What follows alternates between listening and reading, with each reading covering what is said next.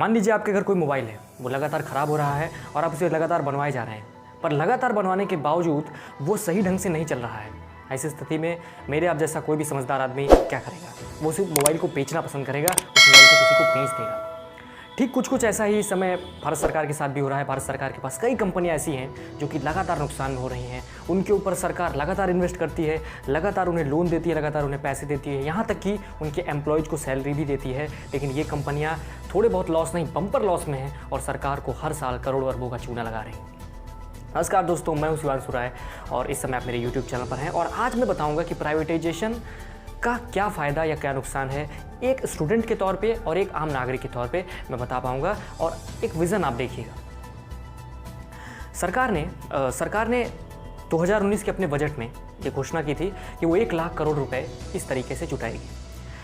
अब बात ये आती है कि जब सारी अच्छी कंपनियों को ही बेचना था, मतलब सारी ख़राब कंपनियों को ही बेचना था, तो अच्छी कंपनियां क्यों बेची गई? LIC जैसी कंपनियां जिस पे सरकार को अच्छा खासा प्रॉफिट हो रहा था, उसे क्यों बेचा गया? तो इसको समझने के लिए हमको 2019 के बजट में चलना होगा। 2019 के बजट में सरकार ने यह घोषणा की थी कि वो 1 लाख करोड़ रुपए इकट्ठा करेगी विनिवेश तरीके से या कंपनियाँ बेचकर।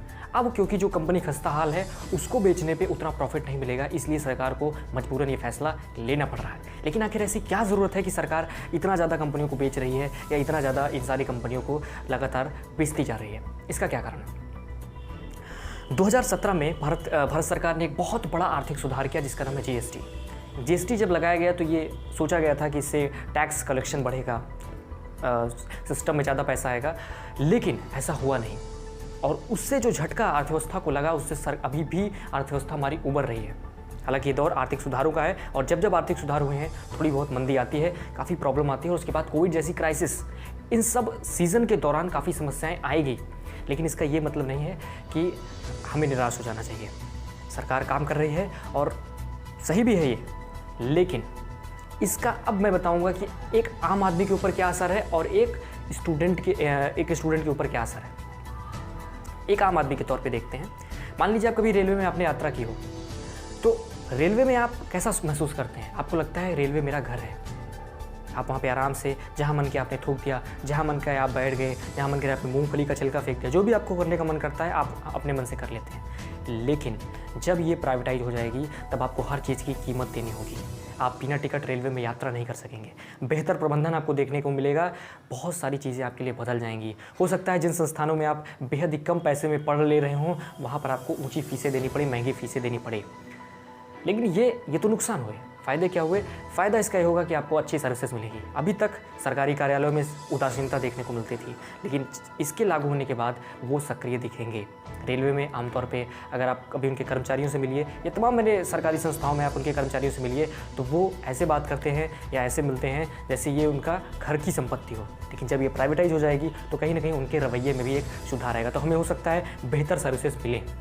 लेकिन एक डर और यह भी है कि मोनोपोली न क्रिएट हो जाए। जैसे पूरा रेलवे अगर सरकार ने किसी एक कंपनी को दे दिया तो अब क्योंकि दूसरी कंपनी रेलवे में एंटर नहीं हो सकती, ऐसी स्थिति में रेलवे का किराया बढ़ना तय है।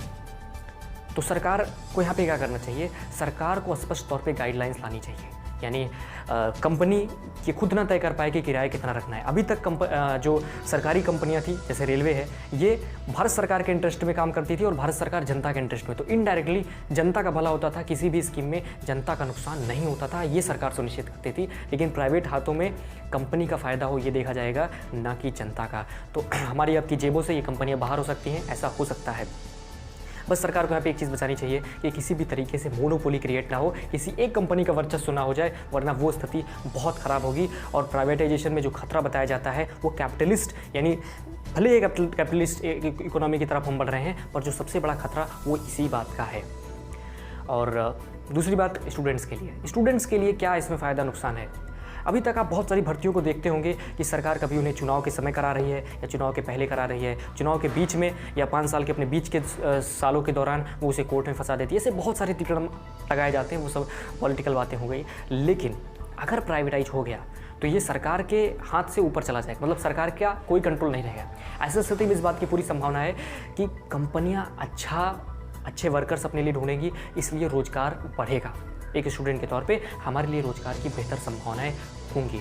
स्कूल कॉलेज में बेहतर फैसिलिटीज़ मिलेंगी तो भी स्टूडेंट का विकास होगा, उन्हें विश्व स्तरीय सुविधाएँ मिलेंगी। वो पैसा जो कि शायद नहीं खर्च किया जा रहा था वो पैसा खर्च किया जाएगा, तो इस हिसाब से हमारा फ़ायदा है, हमें रोज़गार मिलेगा और तमाम सारी जो समस्याएँ हैं उस पर भी काम होगा। तो ये तो रही बात। मेरे ख्याल से आपको ये पूरा का पूरा मेरा एनालिसिस काफ़ी समझ में आया होगा, काफ़ी अच्छा लगा होगा। वीडियो देखने के लिए बहुत बहुत धन्यवाद। और हाँ, मैंने जैसा कि मैं पिछले वीडियोस में मैंने कहा था कि मैंने एक फीडबैक फॉर्म तैयार किया है, अगर आपके पास समय हो तो प्लीज़ उसे भी ज़रूर भरिएगा। वीडियो देखने के लिए मेरी ओर से आपको बहुत बहुत धन्यवाद।